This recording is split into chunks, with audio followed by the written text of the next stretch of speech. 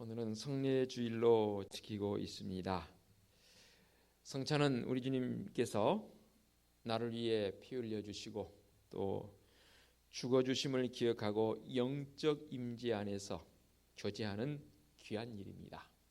성찬을 여러 가지 학자들은 주장을 합니다. 화채설이니 말들 하지만 우리는 기념설이지요. 주님께서 분명히 말씀하셨습니다. 이것을 행할 때마다 나를 기념하라 말씀하셨습니다. 무엇을요?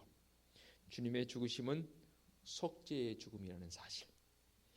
주님의 피는 죄에 대한 값심을 잊지 말라는 것이고, 주님의 희생은 화목제물로 드려짐을 말씀하는 것이고, 주님의 생명은 대속의 희생으로서 죄와 사망에 눌린 우리를 해방시켜 주신 놀라운 사건이라는 사실을 잊지 말라는 거죠.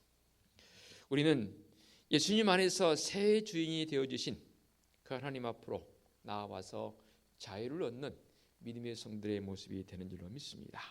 다시 말해서 마귀의 자식에서 하나님의 자녀가 되었고 영원한 생명을 누리게 되었습니다. 하늘의 이 풍성한 그 영광을 상속받은 후사가 바로 지금 나의 모습, 우리의 모습 아니겠습니까? 그렇다면 성찬의 의미는 과연 무엇일까요? 오늘 말씀의 제목이 성찬과 교제라는 제목의 말씀으로 길지 않은 시간, 짧은 시간의 말씀을 나눌 터인데요. 성찬은 정죄함이 없는 선언입니다. 선언이 뭡니까? 내 마음을 담아서 그렇게 된다라고 밖으로 발설하는 행위적 요소가 바로 선언이지 않습니까? 그리스도 예수 안에 있는 자에게는 결코 정죄함이 없나니라고 말씀하십니다. 이 선언이야말로 위대한 선언입니다. 왜 우리 인간이 예수 그리스도 안에서 정죄가 없는가? 그것은 하나님께서 의롭다 하셨기 때문입니다. 그냥 의롭다고 우리를 지칭하는 것이 아니라 내 사랑하는 아들이요 내 기뻐하는 자라고 말씀하시던 주님 예수 그리스도 그분을 통해서 우리는 하나님께서 내가 너를 의인이라 칭하리라, 너 내 마음에 든다라고 그렇게 선언하신다 그 말입니다. 그래서 하나님께서 의롭다 한 사람은 아무도 손댈 수 없습니다. 손댈 수 없다는 그 말은 무슨 말이냐면 하나님의 전적인 보호하심이 있다라는 그런 표현 아니겠습니까? 사도 바울도 그런 표현을 또 했지요. 다시는 허물을 기억지 아니하신다라는 이 말씀 누가요? 우리 하나님께서 나를 향해서 내가 사한 죄는 기억지 아니하리라 말씀하신 그 음성을 이 시간 이 성찬에 참여한 성도들은 듣기를 원합니다. 우리가 살아가면서 죄라는 그 중압감에 눌려서 어찌할 바 몰라는 사람들이 의외로 많습니다. 우리는 그 죄의 중압감에서 벗어난 그야말로 하나님께서 내가 너를 알고 내가 너를 내 자녀라 내 아들이라 딸이라 불러주신 그 의인의 모습으로 나를 대해 주시니 이 은혜가 얼마나 큽니까? 그래서 다윗은 이렇게 고백합니다. 시편 16편 11절에서 주의 앞에 기쁨이 충만하고 주의 우편에는 영원한 즐거움이 있나이다 라고 했습니다. 예, 주님 앞에는 기쁨이 충만하지요. 이 기쁨을 잃어버린 것은 딱 한 가지 이유입니다. 바로 죄 때문입니다. 그런데 주님께서 십자가에서 이 죄의 문제를 해결해 주심을 통해서 처음 에덴이 회복되는 것이지요. 에덴의 뜻이 기쁨이지 않습니까? 그 에덴이 회복되어짐을 통해서 기쁨이 충만하고 또 주님의 우편에는 영원한 즐거움이 있다라고 그렇게 고백한 것처럼 우리 죄인이었던 나의 모습 이제는 정죄함이 없는 의인의 모습으로 나를 바꾸어 주셨습니다. 그러므로 이 땅에 살아가는 동안 이 성찬에 참여하는 성도들은 기쁨이요 즐거움이 있어야 될 줄로 믿습니다. 우리는 이 놀라운 사실을 내 마음속에 받아들이고 그리고 믿고 감사하는 성도들 되어주시기 바랍니다. 또한 성찬은 회개와 감사의 교제이기도 합니다. 우리 주님께서 이제 떡과 잔을 베풀어 주시면서 이것을 먹고 마실 때마다 나를 기념하라 말씀하셨습니다. 무슨 말입니까? 회개의 시간을 가지라는 거지요. 회개가 뭡니까?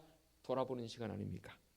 나와 같은 죄인이 성찬에 참여할 수 있다는 사실만으로도 우리는 사실 감사하지요. 그래서 성찬은 자기의 불의와 죄악된 삶을 회개하는 일과 구원의 은총에 감사하는 행위적 요소가 바로 성찬입니다. 그러므로 성찬은 참으로 은혜로운 교제의 시간이 되는 줄로 믿습니다. 먼저는 우리 주님과의 교제의 시간인 것이고, 또 성찬을 통해서 성도들과의 교제의 시간이 되어져야 합니다. 사죄와 용서와 그를 통해서 내게 주신 이 놀라운 은총의 모습으로 나가는 성도들, 그 표현이 뭡니까? 바로 감사이지요. 우리가 주님 안에서 성찬의 교제를 가진다는 것이 무엇인지 아십니까? 주님을 닮아가는 것이지요. 과거에 우리 학교 다닐 때 큰 바위 얼굴, 글을 읽으면서 그 큰 바위 얼굴을 왜 그렇게 산에다가 바위에 조각을 했나요? 위인들을 그 얼굴을 바라보면서 그 사람들을 닮아가라는 겁니다.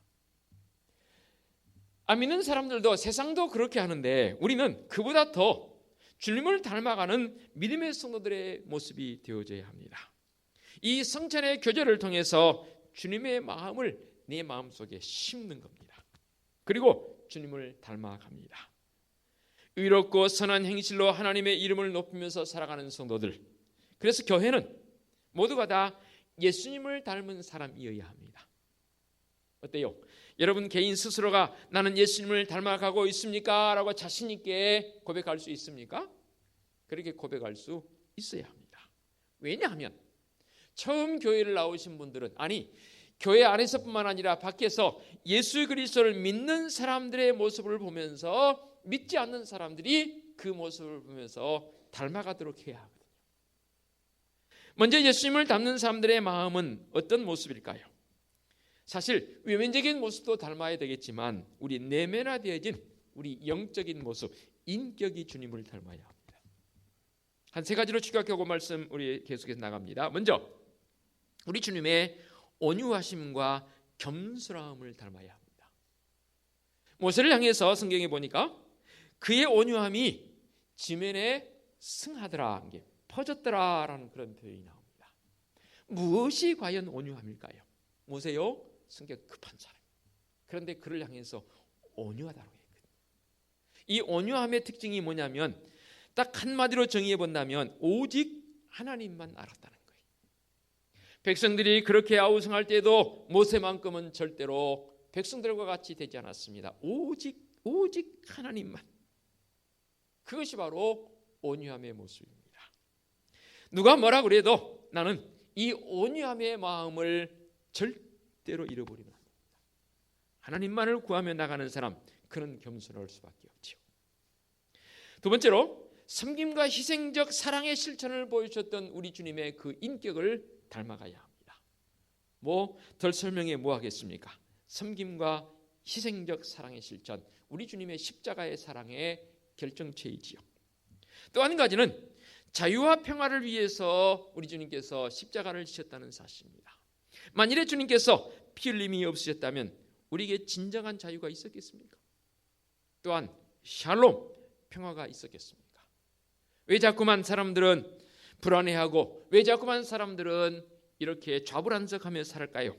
그 내면을 들여다보면 이 평안이 샬롬이 없습니다. 예수님을 닮은 사람들이 모인 곳이 바로 천국이요, 교회입니다. 그리할 때에 이 교회는 천국의 삶을 맛볼 수 있는 것이지요.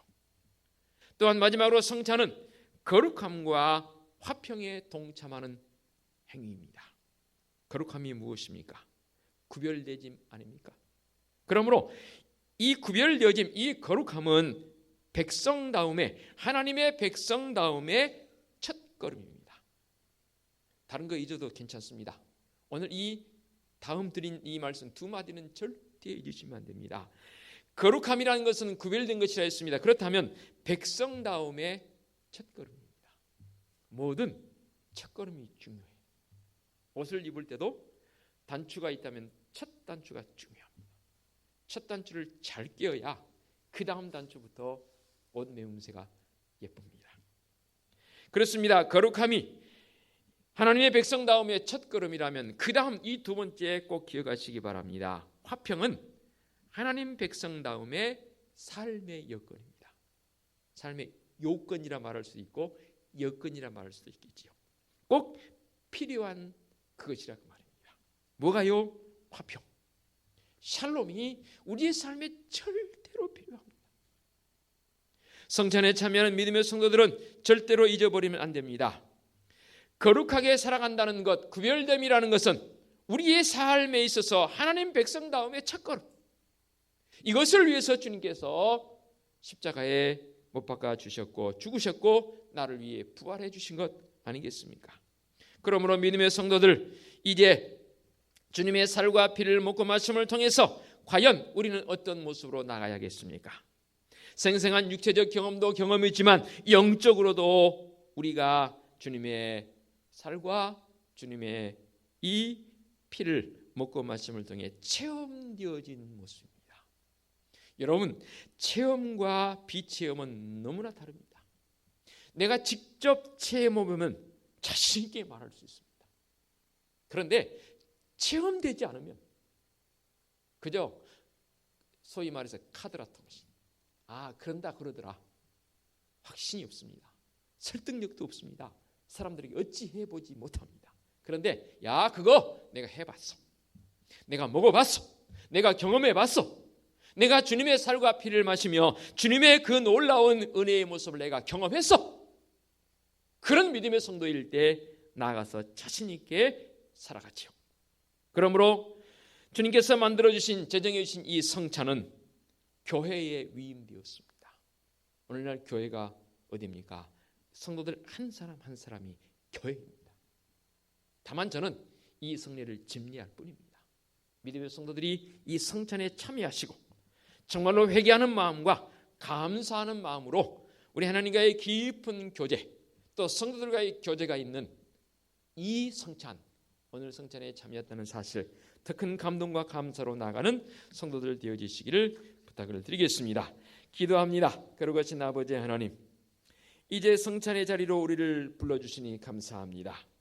놀라운 사실은 이 성찬은 우리 주님과의 깊은 교제이며 하나님과의 교제이고 성도들과의 교제인데, 특별히 성찬에 참여한 성도들 거룩을 회복하게 하여 주시옵소서. 이 거룩은 하나님의 백성의 첫걸음이요 샬롬을 마음속에 간직하는 삶의 요건임을 잊지 않고 살아가는 성도들 되게 하옵소서. 더 많이 우리 주님을 닮아가는 성도들 되게 하옵소서. 예수 그리스도의 이름으로 기도하옵나이다. 아멘.